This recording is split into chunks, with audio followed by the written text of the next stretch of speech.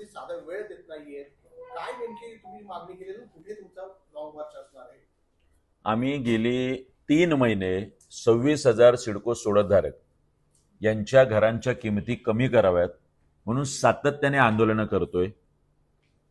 मागच्या 10-15 दिवसापूर्वी दोनदा आमची वेळ निश्चित करू नये, आमची वेळ रद्द झाली आणि अद्यापही याच्यावर सिडको आणि नगररचना खातं अर्थात उपमुख्यमंत्री एकनाथ शिंदे साहेब यांनी कुठलाही निर्णय न घेतल्यामुळे प्रचंड नाराजी सिडको सोडतधारकांमध्ये आहे.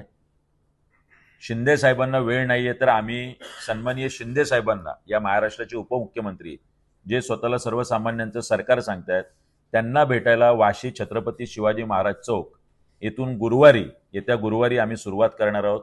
ते त्यांच्या ठाण्याच्या बंगल्यापर्यंत हा पायी दिंडी मोर्चा गुरुवारी निघणार आहे. कशा पद्धतीने स्वरूप असणार आहे दिंडी मोर्चाचं, काय घोषणा असणार आहे, साधारणपणे पायी दिंडीमध्ये कोण कोण सहभागी होणार आहेत?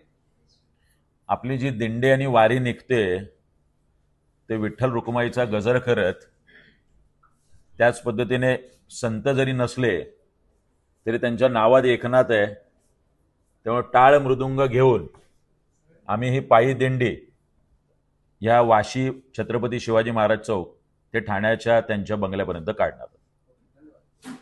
सर, तुम्ही असं म्हणलेलं आहे, जर मुख्यमंत्री गुरुवारी उपमुख्यमंत्र्यांनी तोडगा नाही घडला तर मुख्यमंत्र्यांच्या दालनात देखील जाणार आहात, नेमकं काय?